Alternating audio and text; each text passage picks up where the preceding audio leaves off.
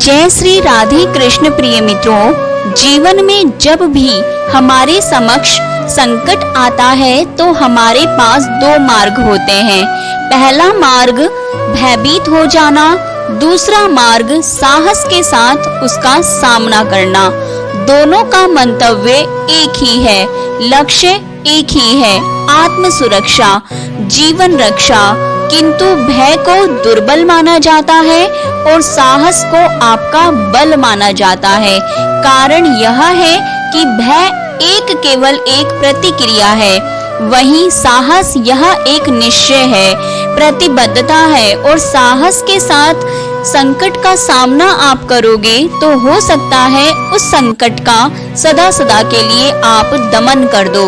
क्योंकि संकट जब आता है सर्वप्रथम हमारा द्वंद्व होता है।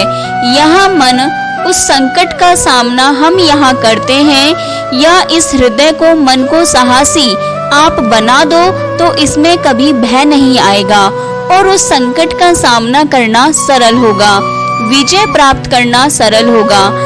इसलिए निश्चित रूप से साहस अधिक श्रेष्ठ है। जीवन में जब भी कोई संकट आए तो साहस के साथ उसका सामना कीजिए और मेरे साथ प्रेम से कहिए राधे राधे। एक गैया और एक बछड़े में कैसा संबंध होता है। एक गैया अपने बछड़े को पुकार लगाती है और बछड़ा सहस्त्र गायों में से अपनी माता का स्वर पहचान लेता है और अपनी माता से आकर लिपट जाता है। अब कुछ ऐसा ही संबंध है आपके कर्मों का और आपके कर्म फल का।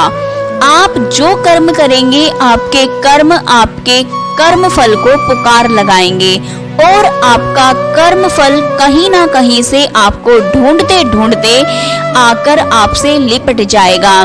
तो निश्चित तो यही होगा कि आप कर्म करें। आप क्योंकि एक बार भले ही ईश्वर आपको जीवन में किसी भूल के लिए क्षमा कर दे, आप स्वयं कर्म नहीं करेंगे। तो यदि आप कर्म करने वाले हैं तो आप समझ जाइए, यह अब यदि आप समझ जाइए कर्म करने वाले हो पर्याप्त है। आप समझ जाए जो मेरे साथ कर्म से कहिए राधे राधे। क्या आपने अवश्य आएगा, आज नहीं तो कल में किसी नहीं देखा है और समय में पात्र को रस्सी से बांधा जाता है। मेरे साथ प्रेम से कहिए राधे राधे। हम सभी कभी ना कभी जीवन में ईश्वर से कुछ ना कुछ मांगते हैं और ईश्वर जब हमारी मनोकामना पूर्ण करते हैं हम बड़े प्रसन्न हो जाते हैं।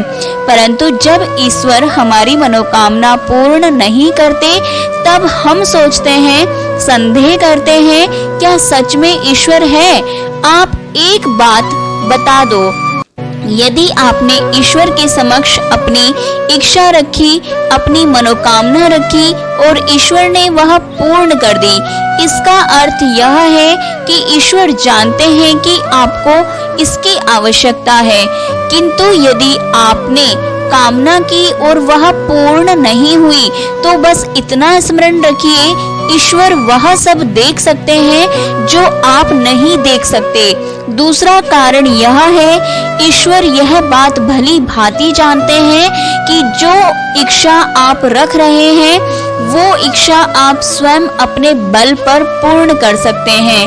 तो यदि आपकी इच्छा ईश्वर पूर्ण करते हैं तो उन्हें धन्यवाद। यदि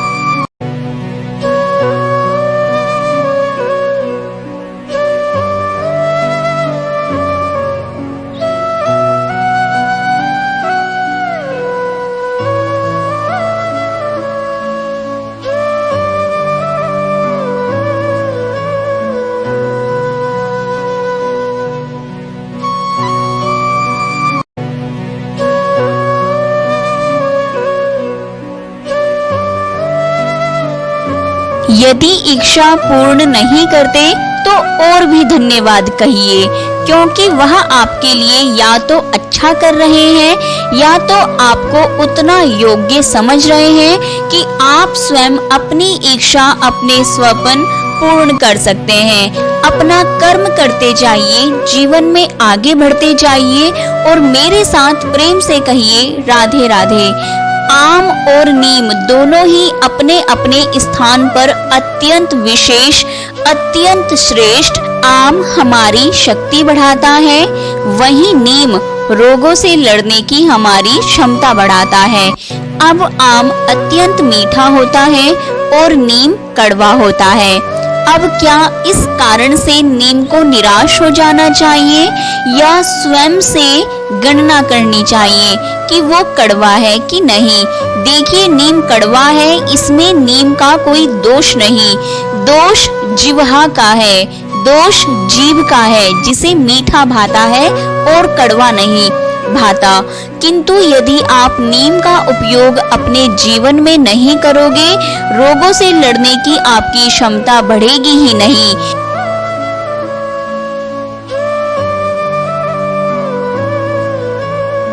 उसके बाद खींच के जब बाहर निकाला जाता है तब जल प्राप्त होता है। सरल सी बात है, परंतु कभी यह सोच के देखिए, कुएं में पात्र डालने के पश्चात पात्र सीधा ही रहे तो वो जल में प्रवेश ही नहीं कर सकता, ना जल उस पात्र में प्रवेश कर सकता है। उस पात्र को झुकना पड़ता है, तब जाके जल उसमें प्रवेश करता है, तब जाके खींच के आपकी प्यास बुझती है।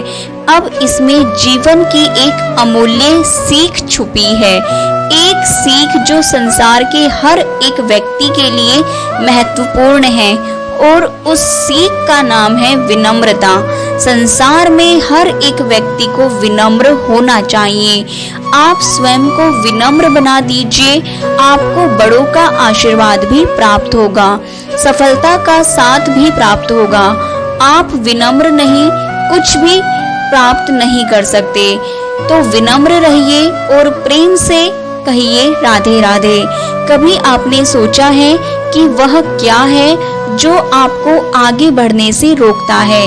जैसे कि आप मार्ग से चल रहे हैं, पाँव में मोच आपको आगे बढ़ने से रोकती है, वैसे ही जीवन में छोटी सोच आपको आगे बढ़ने से रोकती है। देखिए, यदि एक चाक है जो टूटी हुई है, वह आपको मिट्टी के पात्र नहीं बनाने देती। उसी प्रकार किसी से ईर्ष्या करना आपको महान नहीं बनने देता। मैं ऊंचा हूँ और वो नीचा है, यह विचार कभी आपको ऊंचे उठने नहीं देता। मन से सारे विकार, ईर्ष्या, मोह, लोभ, लालच सब निकाल फेंक दीजिए। इस सोच को बड़ा कीजिए, सकारात्मकता लाइए और पूर्ण समर्पण से कर्म करते जाइए। महानता और सफलता दोनों आपके कदम चूमेगी। तो आइए और मेरे साथ प्रेम से कहिए राधे राधे।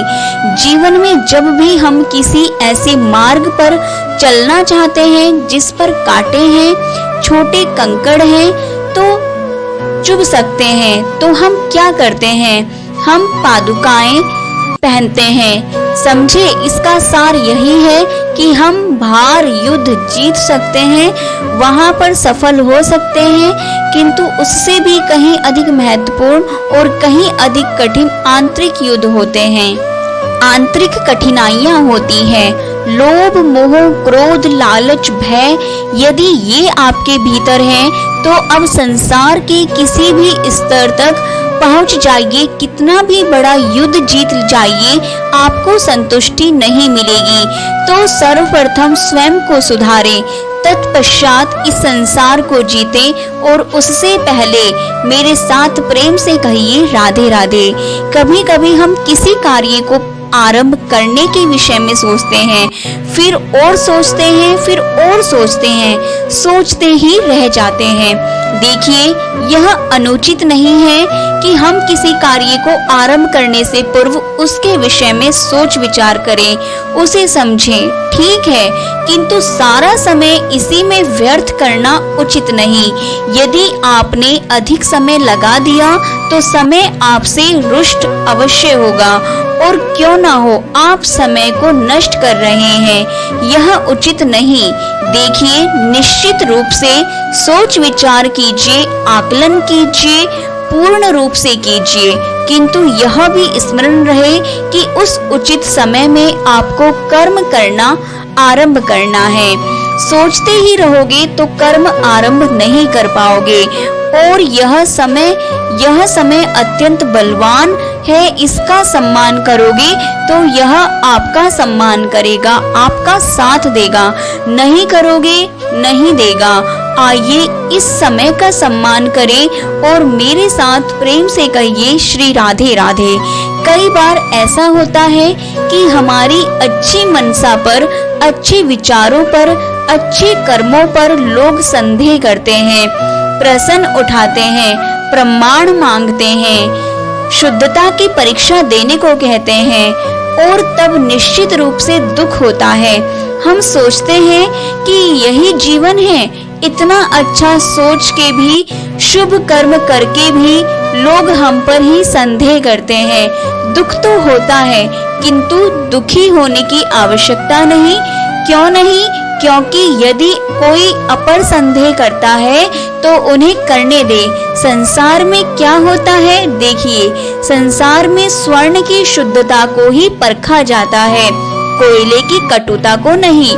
आप स्वर्ण हैं तो आपकी शुद्धता को परखा ही जाएगा, वो तो होना ही है। आप स्वयं को दुखी मत कीजिए, आपका केवल एक कर्म है, स्वर्ण की भांति चमकते रहना।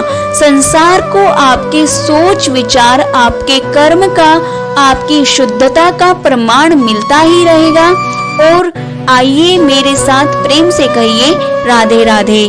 कई बार ऐसा होता है जहाँ लोग हमारे सत्य को अस्वीकार करते हैं और लोगों की मिथ्या बातों को स्वीकार कर लेते हैं, झूठी बातों को स्वीकार कर लेते हैं, वह भी बड़ी सरलता से। तब हमें बड़ा दुख होता है, बड़ा क्रोध आता है लोगों की सोच पर यह जानना अधिक महत्वपूर्ण है कि ऐसा होता है तो क्यों, क्या कारण? आप में कोई दोष है? कदापि नहीं।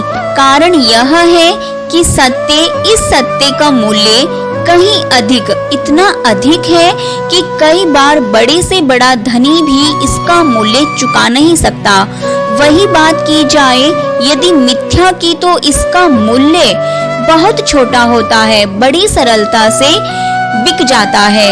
मिथ्या जो है वो बहुत सरलता से बिक जाता है। आपका कर्म सत्य, कहूँ तो यही नहीं कि आप सोचते रहें कि लोग आपको क्यों नहीं समझ रहे, आपके सत्य को कोई नहीं समझ रहे। आपका कर्म है अपने सत्य के साथ खड़े रहना, सत्य के साथ चलते रहना, क्योंकि सत्य भी उन्हीं के पास आएगा जो सत्य को खोजना चाहते हैं। अन्यथा अधिकतर लोग मिथ्या में ही प्रसन्न हैं। आप कर्म करते जाइए, अपने सत्य के साथ आगे बढ़ते जाइए। सत्य अधिक समय तक छिपा नहीं रहता, संसार के समक्ष एक ना एक दिन अवश्य आएगा, और तब भी ये लोगों पर है कि वो स्वीकार करना चाहते हैं या नहीं। आप कर्म करते जाइए, और संकट, समस्याएं, कठिनाइयां ये तो हर एक के जीवन में आते हैं। अधिकतर बार ऐसा होता है कि मनुष्य के जीवन में जब कोई संकट आता है तो वो तो वहीं भयभीत हो जाता है, चिंतित हो जाता है, निराश हो जाता है। किंतु यदि मैं आपको सत्य बताऊं तो हमारे व्यक्तित्व के विकास के लिए, हमें लक्ष्य तक पहुंचाने के लिए यह संकट, यह समस्या अत्यंत महत्वपूर्ण है। और इसका उदाहरण मैं नहीं अपितु प्रकृति स्वयं देगी। अब स्वयं कभी धरती माता को देख लीजिए। धरती माता सूर्य का ताप सहती है, क्यों? ताकि धरती पर जो जल है, जो पानी है, वह वाष्प बनकर ऊपर जाए, मेघ बने और धरती पर पुनः एक बार वर्षा करे, नया जीवन दान दे। वही बात कीजिए पतझड़ की तो वृक्ष को देखिए। पतझड़ के इस ऋतु में सारे पत्ते झड़ जाते हैं, तत्पश्चात उस वृक्ष पर होता है नव निर्माण, नए पत्ते, वो वृक्ष पुनः खिल उठता है, लहरा उठता है। ऐसा ही आपके जीवन में संकट, कठिनाइयां, समस्या आए तो आते ही रहेंगे। ये आपको घबराने की जरूरत नहीं है। आपको इससे भयभीत नहीं होना है, पीछे नहीं हटना, निराश नहीं होना। ये तो आते ही रहेंगे। डटकर साहस के साथ उसका सामना करना है। यह करना आप सीख जाएंगे तो आप स्वयं देखेंगे कि यही संकट, यही समस्या, यही कठिनाइयां आपको बल प्रदान करें। आइए और मेरे साथ प्रेम से कहिए राधे राधे। जब हम जीवन में अपने लक्ष्य की ओर अग्रसर होते हैं तो कई सारे लोग हमें सलाह देते हैं, आप यह कर लीजिए, आपको वह करना चाहिए, आपको उस आदर्श व्यक्ति की भांति उस मार्ग पर चलना चाहिए। हमें अच्छा लगता है, हम उसका अनुसरण करने लगते हैं क्योंकि उस मार्ग पर 1 अथवा 10 लोग चल के अपने लक्ष्य को प्राप्त कर चुके हैं। अब उन लोगों को उस मार्ग पर चलकर लक्ष्य की प्राप्ति हुई, क्या इसका अर्थ यह भी है कि हमें भी अवश्य ही होगी? आवश्यक नहीं है। मैं आपसे सरल सा प्रश्न पूछती हूँ, क्या वह आदर्श व्यक्ति आप हैं? नहीं, वो व्यक्ति कोई और है जिसकी अपनी सोच, अपनी विचारधारा है, अपने कर्म हैं, अपने अनुभव हैं, अपने गुण, अपने अवगुण हैं। उनकी अपनी एक यात्रा है, अपना लक्ष्य वो उनके हैं। बात की जाए यदि आपकी, तो आपके विषय में सबसे अधिक कौन जानता है? आपकी यात्रा, आपके लक्ष्य के विषय में, आपकी सोच, आपकी विचारधारा, आपके कर्म के विषय में, आपकी कामना के विषय में, आपके अनुभवों के विषय में, इन सब के विषय में सबसे अधिक यदि कोई जानता है तो वह है स्वयं आप। तो अपने जीवन में किस मार्ग को चुनना है और कैसे आगे बढ़ना है, यह चयन भी श्रेष्ठ होगा यदि आप ही के हाथ में हो। आप अपने जीवन का आकलन कीजिए, समझिए और अपने लक्ष्य को जाकर प्राप्त कर लीजिए।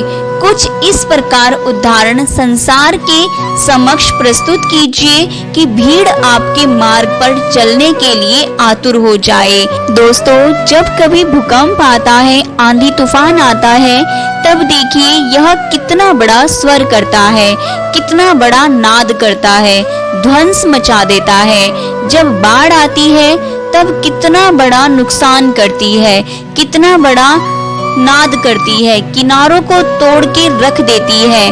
वहीं किसी वृक्ष को देखिए, शांति से खड़ा रहता है, मौन और अपना कर्म करता है, छाया देता है, फल देता है। कोई बड़ा स्वर नहीं, कोई नाद नहीं। नदी की बात की जाए तो नदी तो बहती है, खेतों को सींचती है, वनस्पतियों को प्राण देती है, हमें पीने के लिए जल देती है, इतना महान कार्य करती है। कोई बड़ा स्वर नहीं करती, कोई बड़ा नाद नहीं करती। यह सीख है इस संसार में। जो भी महान कार्य करते हैं, मौन होकर अपना कर्म करते जाते हैं, क्योंकि उन्हें पता है महत्व स्वर का नहीं, कर्म का। और जो रुद्र का साथ देते हैं, जो रुद्र के साथ रहते हैं, नाद करते हैं, वो केवल विध्वंस मचाते हैं। अब आप मौन रहकर कर्म करते रहिए। महान बनना चाहते हैं या रुद्र का साथ देकर केवल विध्वंस मचाना चाहते हैं, निर्णय आपका है। आइए और मेरे साथ प्रेम से कहिए राधे राधे।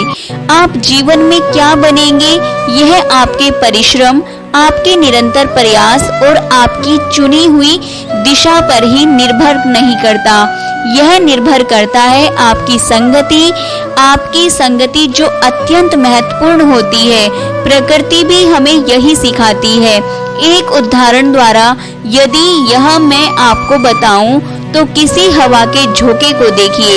एक हवा का झोंका जब किसी पुष्प को स्पर्श करता है तो वह भी सुगंधित हो जाता है। यही हवा का झोंका जब किसी नाली के ऊपर से बहता है तो वो भी दुर्गंध हो जाता है। यह संगति ही है जो मनुष्य को कहां से कहां पहुंचा सकती है, आपको पता भी नहीं चलेगा। यह संगति का ही प्रभाव है। जहाँ चने के साथ घुन भी पिस जाता है, यह संगति का ही प्रभाव है। दोस्तों, इस संगति का विशेष ध्यान रखिए।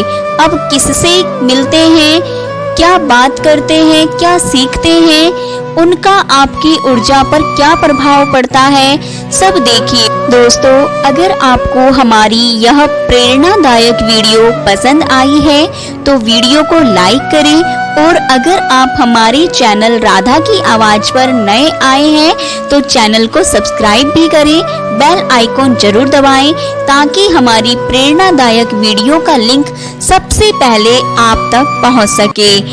मिलते हैं अब अगली वीडियो के साथ, तब तक के लिए धन्यवाद। जय श्री राधे कृष्ण।